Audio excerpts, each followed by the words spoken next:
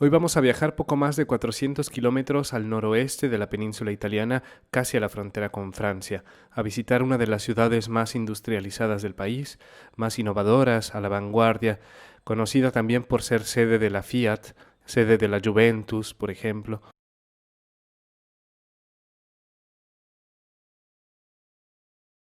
Pero nosotros vamos ahí para descubrir a la Turín esotérica.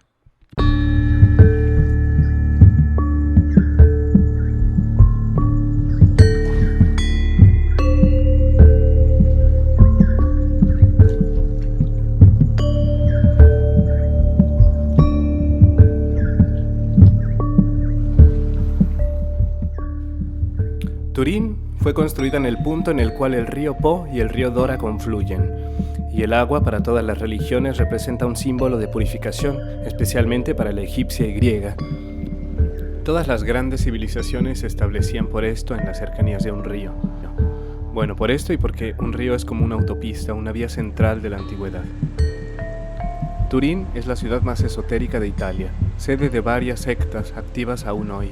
La historia de sus ríos, sus monumentos y los orígenes de la ciudad nos hacen pensar a la magia. La misma fundación de la ciudad está envuelta en una aura mágica. Hay una tradición que dice que Turín fue fundada por Faetón, el hijo de Helios, que es el dios Sol, y Clímenes. Esto ocurrió en el año 1529, antes de Cristo. Según Ovidio, Faetón presumía a sus amigos que su padre era el dios Sol, y ellos se resistían a creerlo, así que terminó acudiendo a su padre Helios, quien juró darle lo que pidiera. Faetón quiso conducir el carruaje del Sol por un día. Aunque Helios intentó disuadirle, Faetón se mantuvo inflexible.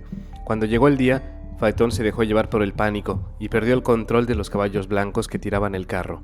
Primero giró demasiado alto, de forma que la tierra se enfrió. Luego bajó demasiado y la vegetación se secó y ardió. Faetón convirtió accidentalmente en desierto a la mayor parte de África, quemando la piel de los etíopes hasta volverla negra. Finalmente, Zeus fue obligado a intervenir golpeando el carro desbocado con un rayo para pararlo.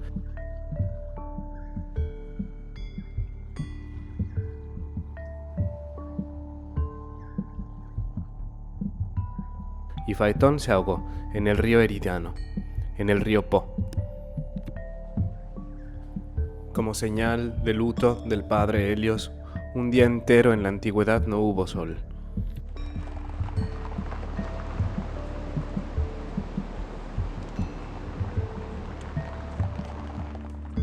Hoy en día el río Po divide la ciudad de Turín en dos, y como podemos imaginar se le atribuye una especie de energía solar.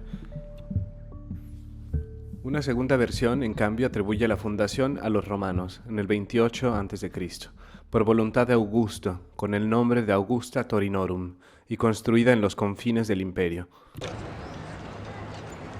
En esta época, la ciudad estaba dividida en dos zonas principales, la zona oriental, donde surge el sol, la parte benigna, y la zona occidental, donde atardece y nace la oscuridad, donde en época romana se crucificaba y se daba sepultura a los condenados.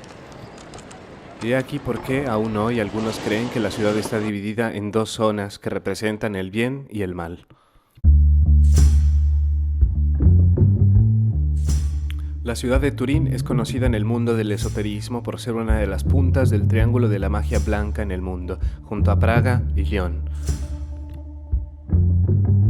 Pero también es uno de los vértices de la magia negra, junto a Londres y San Francisco.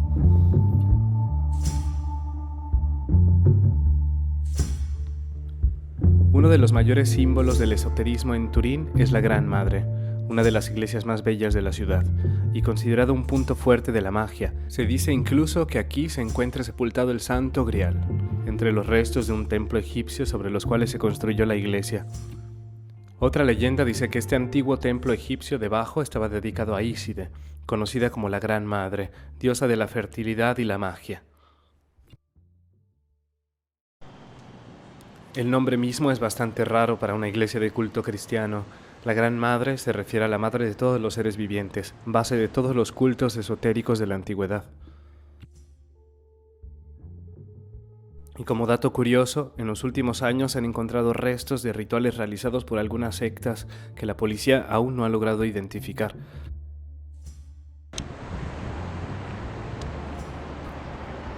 La Gran Madre tiene un correspondiente masculino, la Mole Antonelliana.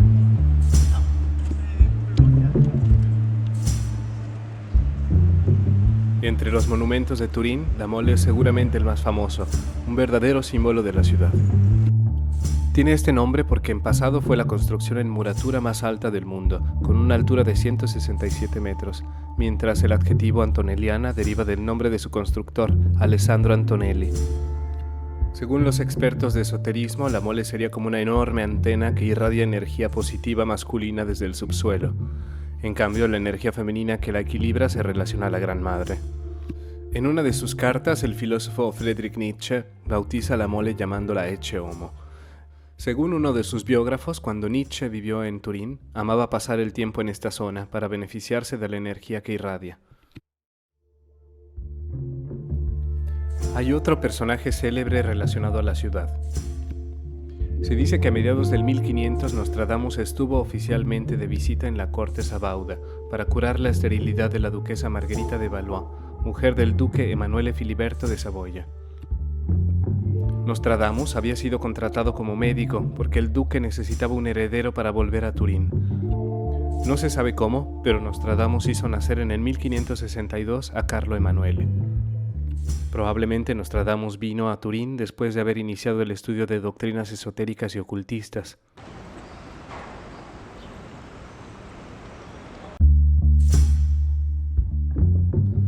La Piazza Statuto es considerado un lugar negativo, porque coincide con el vértice del Triángulo de la Magia Negra. Bajo la plaza se encuentra el nudo principal de la red de cañerías, que en la antigüedad eran también llamadas cloaque, o sea, bocas del infierno. Los antiguos romanos colocaron en esta zona la necrópolis y la plataforma donde eran justiciados los criminales.